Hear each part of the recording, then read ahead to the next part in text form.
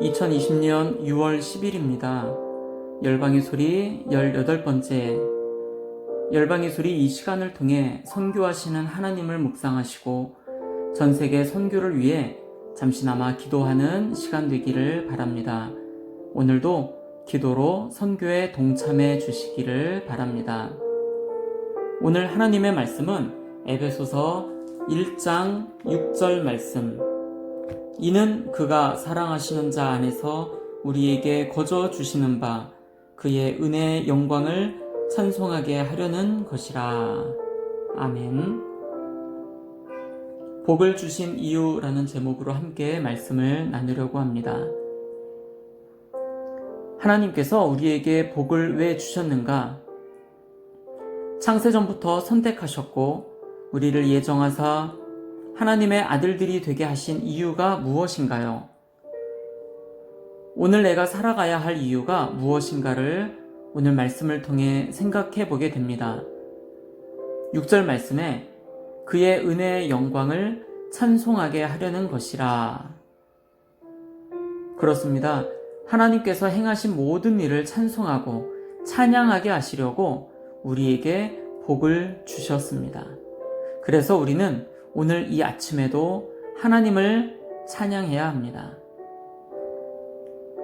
중국에서 선교사로 있다가 필리핀으로 나오니 몇 가지 다른 느낌들이 있습니다.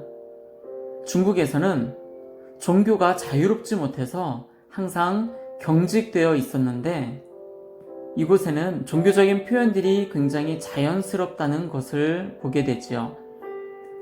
자동차 뒷면에 Jesus is love 라는 스티커가 붙어 있는 것을 보게 되고 집집마다 찬양을 크게 틀어놓는 것 등등 굉장히 자유스러운 모습들을 볼 수가 있었습니다.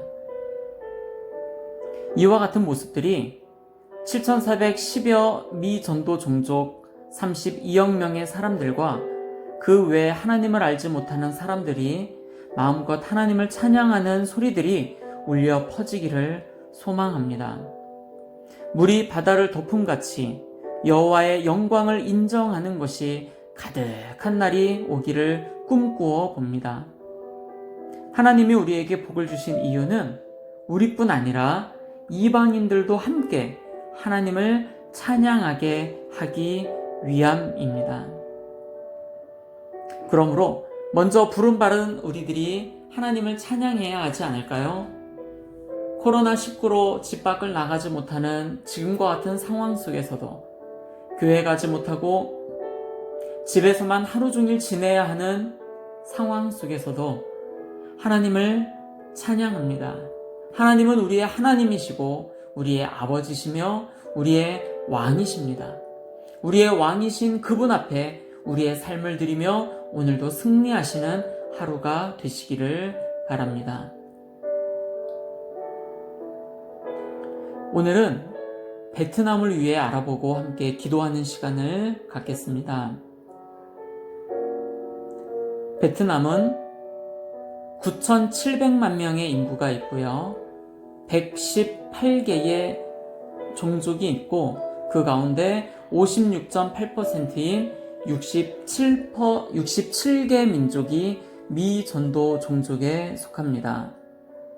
미전도 종족에 속하는 인구는 전체 인구의 8.9%인 869만 명이고요. 또 전체 인구 가운데 51.6%가 불교를 믿고 있습니다. 기독교 복음화율은 2.39%에 속합니다. 베트남 사회주의 공화국이라는 베트남의 공식 명칭에서 알 수 있듯이 전 세계의 베트남은 현존하는 5개 공산주의 국가 중 하나입니다. 베트남 중부 및 북부의 산악지대에 소수민족들을 특히 더 경계하는데 보고서에 따르면 이들 중 많은 사람들이 개신교 신자들이며 소수민족 사이에서 기독교가 꾸준히 전파된 곳으로 보여집니다. 대부분의 기독교인들이 부족사회 출신이며 개신교 신자들의 80%가량이 소수민족 출신으로 대부분 허몽족이나 부루족 출신입니다. 부족 내에 새로운 기독교 신자가 같은 부족 사람들에 의해 발견이 되면 그들은 부족 공동체의 전통적인 규율을 따를 것을 강요받는다고 합니다. 부족의 문화를 유지한다는 명목하에 부족 지도자들이 기독교인들을 공동체로부터 배제하며 그들을 부족 문화와 정체성을 저버린 배반자로 여긴다고 합니다. 부족 공동체 또한 새로운 기독교 개종자들에게 폭력적으로 반응하며 그들을 마을 공동체에서 추방하고요. 정부 관료들은 각 지방의 부족 지도자들과 협력하여 개종자들에게 불이익을 가한다고 합니다. 베트남 정부는 기독교인 소수자들을 국가, 지역 및 마을 단위에서 박해를 합니다. 공산당은 공산주의 이념을 강화하고 이념에 충실한 사람들에게 혜택을 제공합니다. 부족 문화를 보호하기 위해 부족 지도자들은 기독교 개종자들을 부족 정체성을 배신한 배반자들로 여기며 이들이 공동 자원에 접근하는 것을 막거나 개종자 소유의 땅을 훼손하기도 하며 마을에서 추방하기도 합니다. 마을 사람들도 마을 지도자들과 함께 기독교인들을 박해하는데 기독교인들에게 폭력을 가하거나 모임 중에 돌을 던지는 등 예배를 방해하기도 하며 마을에서 추방하기도 합니다. 기독교인의 비기독교인 친척들 또한 이들을 박해하는데 가족의 연을 끊거나 상속권을 부정합니다. 때에 따라 기독교인에게 남편 혹은 아내와 이혼할 것을 강요하며 이때에 자녀에 대한 양육권을 박탈한다고 합니다. 베트남 크리스천 18가정이 정부 코로나 구호 지원에서 제외되었다는 소식입니다. 베트남 북부 지역의 한 마을에서는 크리스천 18가정 총 107명이 베트남 정부의 코로나 지원 수급에서 제외가 되었습니다. 당국은 너희는 기독교인이니 너희 신이 가족을 먹여 살릴 것이다 라며 정부가 너희 가족들을 책임질 필요가 없다고 말한 것으로 전해집니다.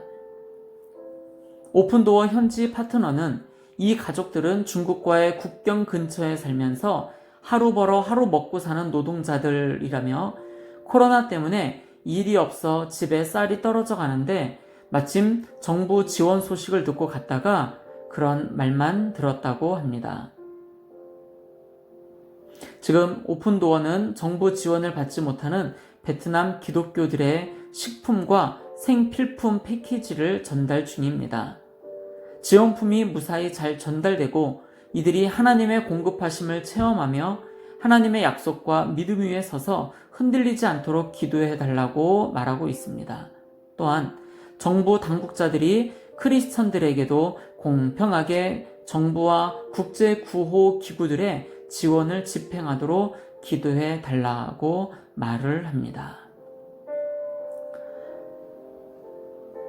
오늘의 기도 제목입니다. 첫 번째, 베트남에서 사역하시는 선교사님들과 현지 교회 지도자들을 위해 모든 교회 성도님들이 핍박과 박해 속에서도 믿음으로 잘 견뎌내도록 베트남이 공산주의 사상에서 벗어나 여호와 하나님을 참된 왕으로 경배하고 예배하는 나라가 되게 하시기를 위해 기도합니다.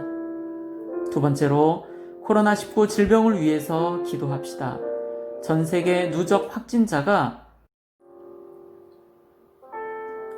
709만 2,536명이며 사망자는 40만 6,163명입니다. 전 세계 확진자의 28%가 미국에서 발생했으며 브라질과 인도 등이 새로운 코로나19 진원지로 떠오르고 있습니다. 속히 백신이 만들어지도록 수고하시는 모든 의료진들에게 힘주시도록 함께 기도하겠습니다. 세 번째, 전 세계 선교사님들을 위해 기도합니다. 교회와 학교, 병원, 고아원, 기술학교, 대학생을 중심으로 사역하시는 모든 선교사님들, 이분들의 사역마다 힘주시고 능력을 주셔서 주님의 나라가 확장되도록 선교사님들의 자녀들이 믿음으로 잘 자라고 부모님의 헌신에 함께 동참하는 자녀들이 되도록 위해서 기도합시다. 네 번째로 세계 열방의 7,410여 개의 미전도 종족 32여 개의 사람들을 위하여 이슬람, 불교, 힌두를 비롯한 정령 숭배 등을 믿는 자들이 예수님 품으로 속히 돌아오도록 위해서 기도합니다. 다섯 번째, 유럽의 교회가 다시 일어나도록 기도합시다. 유럽의 젊은이들과 다음 세대들, 그 자녀들을 일으켜 주옵소서. 아프리카 북부의 이슬람 지역에서 사역하시는 선교사님들을 위험으로부터, 박해로부터 지켜주시고 그들이 주께 돌아오도록, 중남부 아프리카에 부흥하고 있는 나라들의 교회들과 성도들이 아프리카 북부 지역을 책임지도록, 이슬람 지역을 책임지도록 위해서 함께 또한 기도합니다. 중동 지역이 대부분 이슬람교를 믿고 있는데 현지 교회와 그 땅에서 사역하시는 선교사님들을 통하여 부흥의 역사가 일어나도록, 또 모든 위험으로부터 그들을 지켜주시도록 위해서 기도합니다. 남미 지역에 교회들이 많이 부흥하고 있습니다. 그들을 통하여 하나님 남미 지역을 지켜주시고 또 그 땅에서 많은 사람들이 온 열방으로 나아가 복음을 전하는 선교사들이 배출되도록 위해서 우리 함께 기도하며 나아가시겠습니다. 기도하시겠습니다.